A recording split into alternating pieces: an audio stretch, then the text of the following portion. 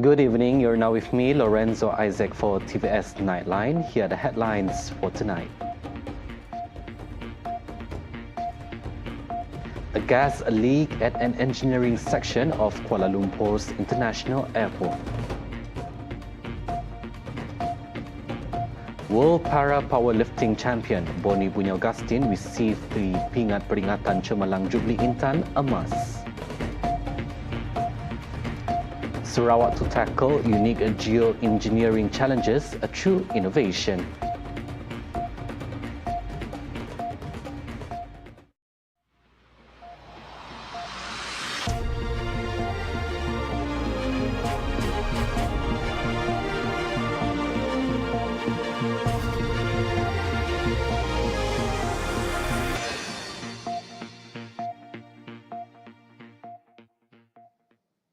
A gas leak at an engineering section of Kuala Lumpur's International Airport, KLIA, saw 39 people fall ill, suffering from dizziness and nausea. In a statement, authorities said that 24 victims have been discharged, while 14 others were at the air disaster unit receiving care, and one was hospitalized. All those affected were identified as airport personnel. Fortunately, the incident did not disrupt flight services at the airport. The chemical was later identified as methyl mercaptan, a flammable colorless gas with a putrid smell sometimes used in the production of jet fuel.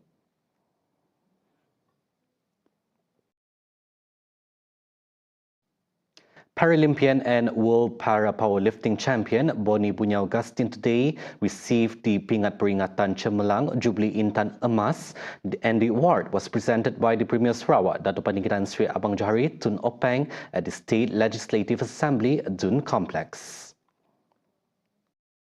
4 other recipients of the Excellence Award include Chief Secretary to the Government, Tan Sri Muhammad Zuki Ali, Hulu Rajang MP, Dato' Wilson Ugak Kumbong, Jemoreng Assemblyman, Dato' Dr. Juanda Jaya, and the former State Financial Secretary, Dato' Chin Ju Bui. The award serves as a recognition and appreciation by the Sarawak government to outstanding public servants and individuals who have contributed to the development of Sarawak. When met, Bonnie said the honour was a great recognition that would serve as a motivation for him at the upcoming Paralympic Games. Pingat yang diberi oleh Kerajaan Sarawak ni bagi saya hanya pembakar semangat saya dan juga pembakar semangat tim-tim lain, juga rakan-rakan seperjuangan saya. Saya harap di Paris nanti kita semua membawa balik pingat.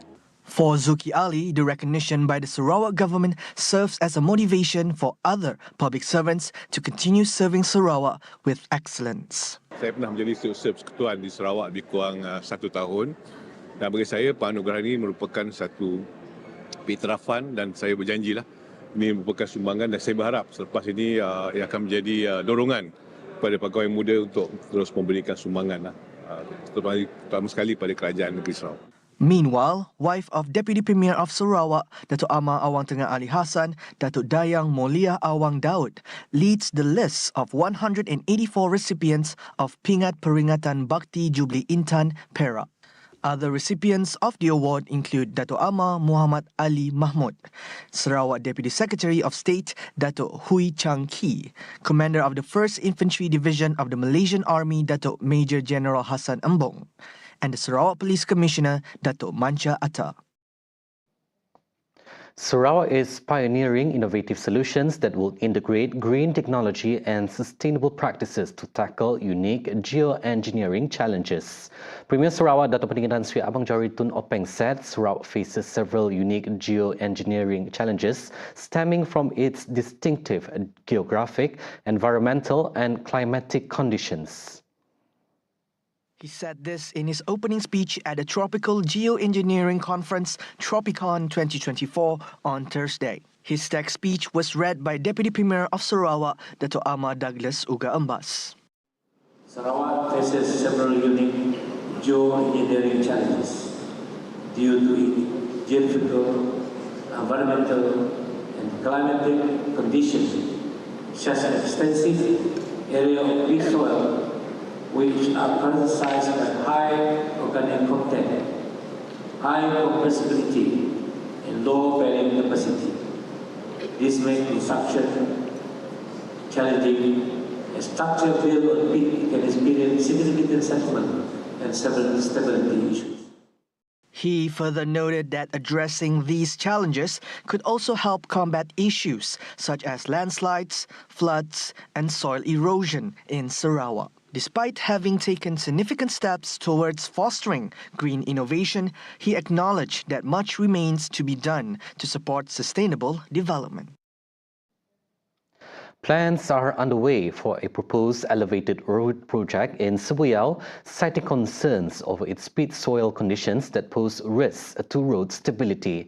Deputy Premier Sarawak, Dato' Amar Douglas Ukahambas, said the plans would first be presented to the Premier of Sarawak, Dato' Patinggi Tan Sri Abang Johari Tun Openg, for approval. Uga, who is also the Minister of Infrastructure and Port Development, explained that the proposed plan will comprise 3 packages.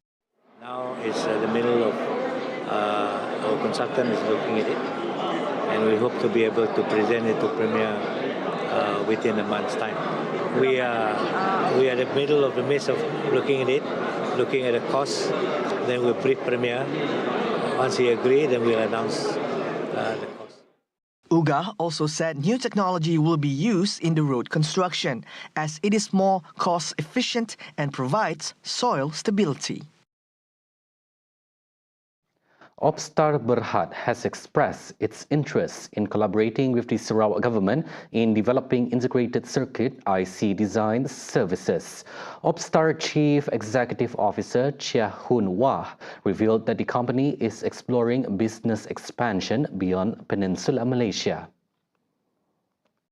Recently, we see a lot of expansion about this deep technology, right? Everybody talk about artificial intelligence, right? Even I think the new somebody's phone is going to come out is actually it's an A intelligent, right? Also the data center and such. So we see the IC design is actually the essential part of it, and that's where how we actually create a holism, and that's where we have a pretty solid discussion how we can gear towards this front. He said this to reporters after a meeting with the Premier, Dato' Patinggi Tan Sri Abang Johari Tun Openg, at his office on Thursday. Hanwah added that the semiconductor company is a regional player with overseas office branches. Opstar is one of the leading IC design companies in Southeast Asia, and it is listed on the stock market. The Royal Malaysian Customs Department, JKDM of Sarawak, has expressed its intention to assist the government in ensuring the smooth process of imports and exports. Sarawak Customs Director Norizan Yahya stated that his department is also committed to assisting the regional government in matters related to the petroleum industry, including procedures related to summonses. Apa yang kami harapkan ialah custom dapat membantulah kerajaan Sarawak dalam apa juga prosedur proses kerja perkustoman. Antara perkara-perkara yang akan kami bantu ialah dalam proses import dan ekspor dan prosedur bagaimana kita membantu petroleum. Lebih-lebih lagi sekarang ni Sarawak telah mengambil alih sebahagian daripada petroleum. Yang ini semua kita akan bantulah. Jadi Premier pun menyokong kami dan minta kami bantulah. He said this when met by reporters after paying a courtesy call to Sarawak Premier, Dato' Patinggi Tan Sri Abang Johari Tun Openg at Wisma Bapa Malaysia. Commenting further, Norizan said that during the meeting, his department also expressed their readiness to assist with the smooth running of the Malaysia Games Sukma 2024, which will be held from 17th to 24th August 2024. Dan begitu juga dalam proses Sukma yang akan berlangsung tak berapa lama lagi, dan proses atlet, bagasi atlet dan sebagainya pun di bawah tanggungjawab kami lah selaku jabatan yang menguruskan pintu masuk import dan ekspor. Kita memudahkan prosedur clearance bagasi-bagasi atlet dan pasukan daripada negeri-negeri lain.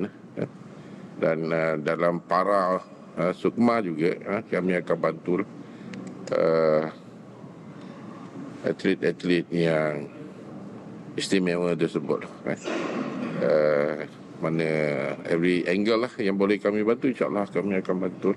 Kami sediakan anggota dan kami juga sediakan kenderaan.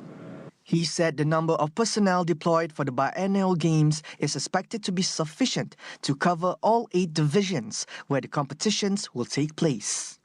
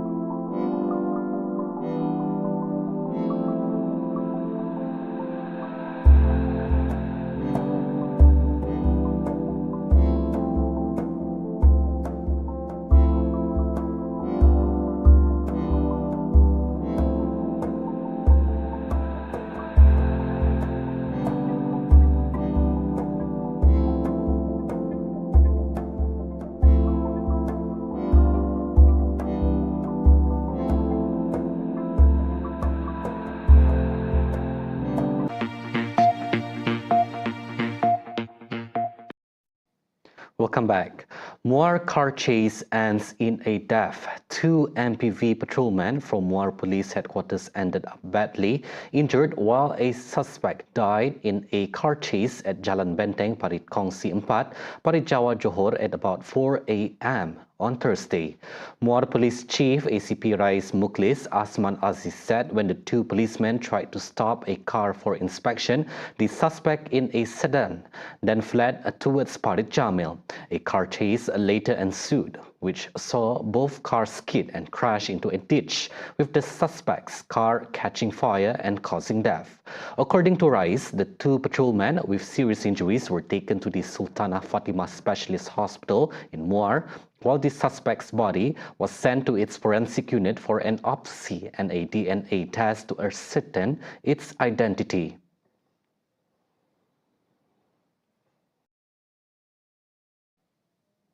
The implementation of the 2024 agricultural census is an agenda for strengthening the country's agricultural statistical system. Deputy Prime Minister Datuk Seri Fadilah Yusof said through this census, the government can establish an agricultural data network that includes economic, social and environmental aspects of the agricultural ecosystem. He further added that through the 2024 agricultural census, the country will benefit from the development of the integrated agricultural statistics database. Melalui banci ini, kerajaan dapat mewujudkan kerangka data pertanian yang merangkumi aspek ekonomi, sosial dan alam sekitar dalam ekosistem pertanian. Ketersediaan data banci ekonomi ataupun BE 2023 yang telah dijalankan oleh DOSEM ke atas 1.2 juta pertumbuhan berdaftar di seluruh negara pada tahun lepas turut dimanfaatkan dalam membangunkan pangkalan data ini. Furthermore, it also integrates census data with administrative data from various agencies up to the state and district levels. Ini seiring dengan aspirasi Amat Berhormat Perdana Menteri semasa mempengerusikan mesyuarat jawatankuasa Kabinet mengenai dasar sekuriti makanan negara bilangan 1/2024 menyatakan keperluan pembangunan indikator keterjaminan makanan yang mencakupi maklumat mengenai harga dan juga ketersediaan makanan di peringkat bagi memacu pembangunan sektor pertanian.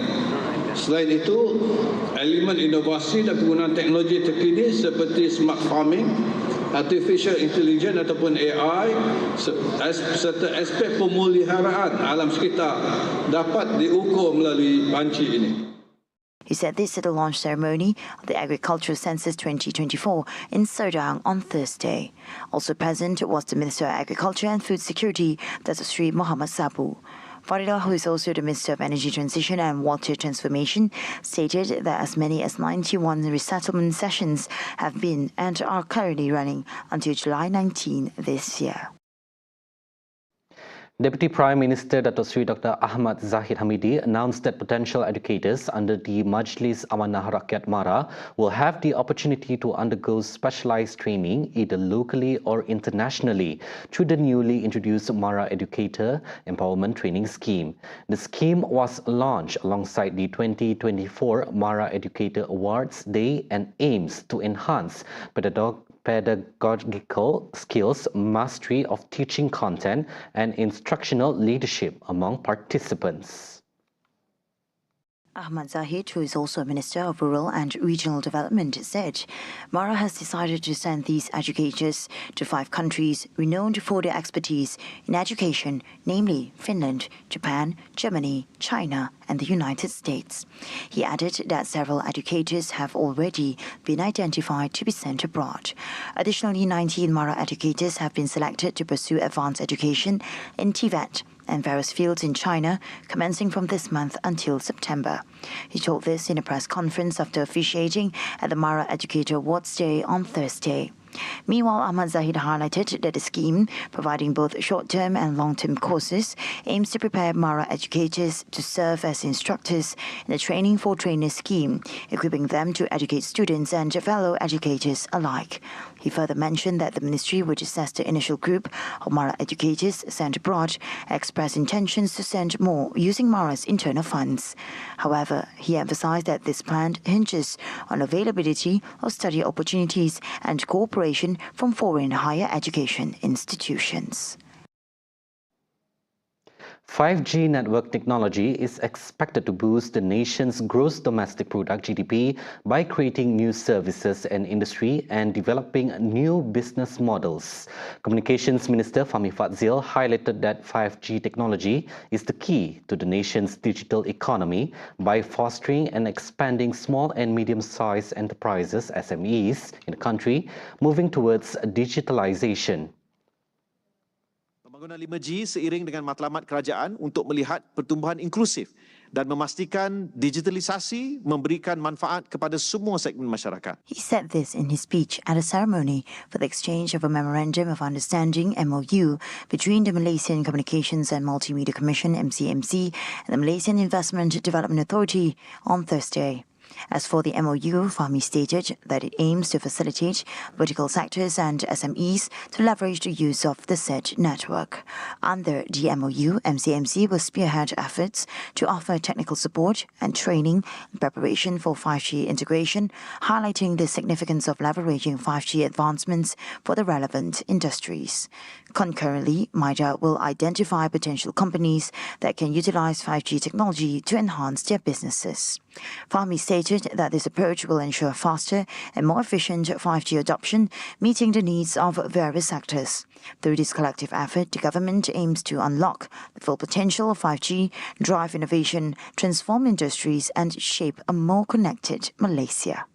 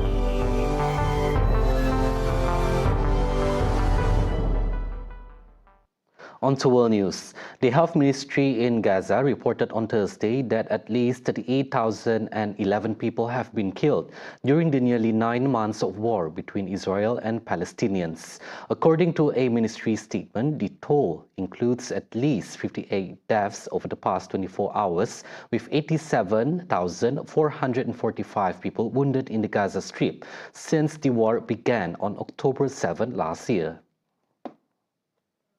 Meanwhile, the Zionist regime is currently contemplating the ideas presented by Hamas in a deal of ending the nearly 9-month Gaza war, as both sides are under increased international pressure to agree to a ceasefire.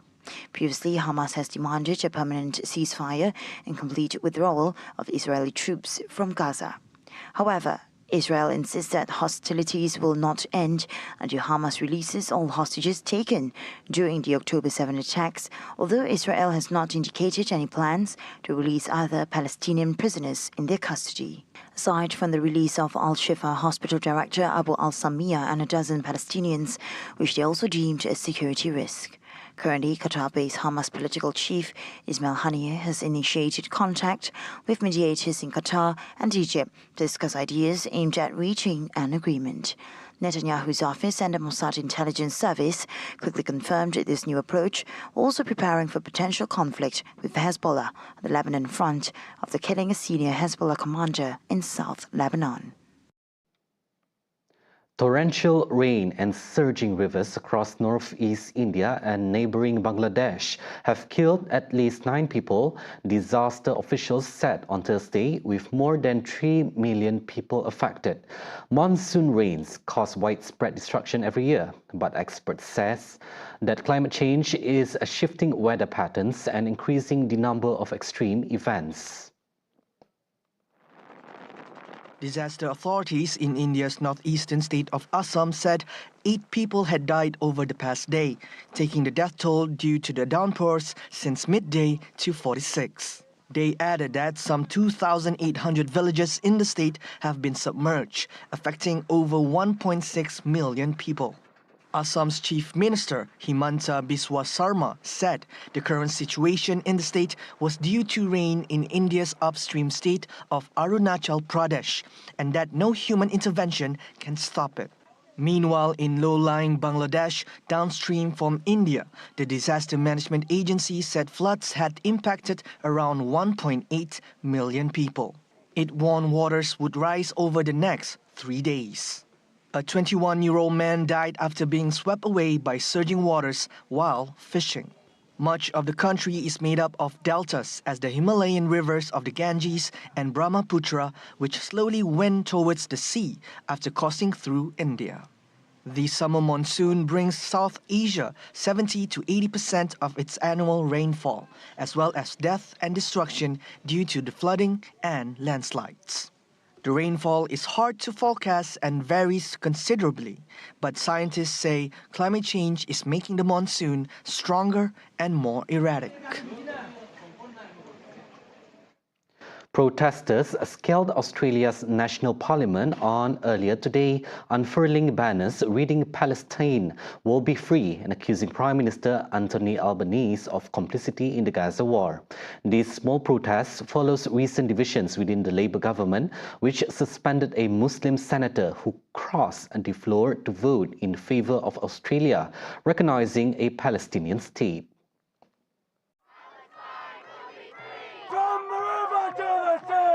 Senator Fatima Payman said she had been exiled after supporting the parliamentary motion put forward by the Greens Party in defiance of government policy. Like many of its Western allies, Australia does not recognise a Palestinian state, though Canberra has expressed its support for an eventual two-state solution. Protest group Renegade activists told Australian media they would not forget and not forgive Albanese, accusing him of complicity in the Gaza Strip bloodiest ever war. Clad in black and wearing traditional Palestinian keffiyeh scarves, the small group of protesters climbed the facade at the entrance to Australia's parliament before rolling out several large black and white banners. Opposition Senator James Patterson said it was a serious breach of Parliament's security. The public entrance to Australia's parliament was briefly locked down on Thursday after a separate group of the climate activists glued themselves to pillars in the lobby. According to figures from the Gazan Health Ministry, Israel's siege of Gaza has killed at least 38,011 people in Gaza, mostly civilians.